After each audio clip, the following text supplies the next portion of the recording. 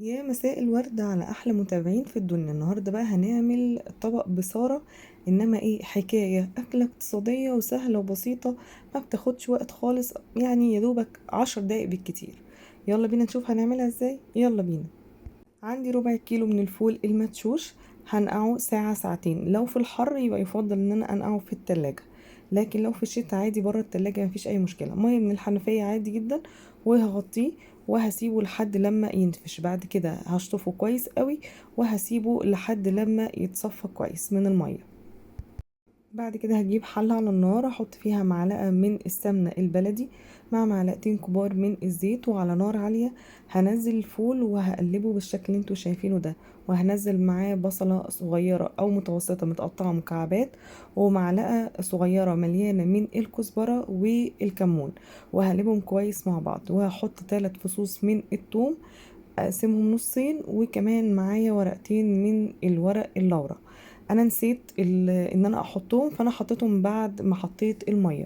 الميه عادي من الحنفيه احطها لحد لما تغطي الفول، وممكن ان انا احتاج ان انا ازود تاني لان هي بتتقل، فما فيش اي مشكله. هعلي بقى النار وهسيبها لحد لما تغلي. زي ما انتم شايفين انا حطيت الثوم والورق اللورا. بعد لما تغلي هغطيها واهدي النار لحد لما ان هي تبتدي تشرب المية، ويبقى فيها جزء شوية من المية، يعني 5 دقايق بالكتير. وابتدي ان انا اشوفها اكون حضرت الخضرة بتاعتي. انا مستخدمة حزمتين من الكزبرة وحزمتين من الشبت. لو حجمهم صغير قوي عشان في الصيف الخضرة متبقاش كتيرة، فبستخدم 3 من الكزبرة والشبت. لو في الشتاء فحزمة كبيرة من الكزبرة وحزمة كبيرة من الشبت. قطعت الأوراق بالعروش وحطيتهم وقلبتهم، وهسيبهم كمان 5 دقايق بحيث ان هما يتبلوا شوية واقدر اضربهم بالهاند بلندر. بعد كده هطفي النار وابتدي ان انا اخلط كل المكونات بالهاند بلندر. بس قبل ما اعمل الخطوه دي انا شلت ورق اللورا قبل ما اضرب بالهاند بلندر. زودت شويه ميه، حسيت القوام تقيل شويه، حطيت ربع كوبايه. وادي القوام بعد ما ضربته. هزود ربع كوبايه تاني من الحنفيه عادي، مفيش اي مشكله. بعد كده هقيد النار وابتدي ان انا احط الملح، طبعا الملح حسب الرغبه.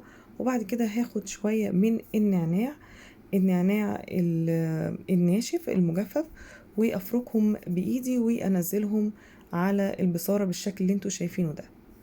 وكده خلاص البصارة بتاعتي بقت جاهزة. لو عايزة اشيل منها في الفريزر فهشيل منها وهي طازة. بعد ما بتبرد بشيلها في علب واحطها في الفريزر.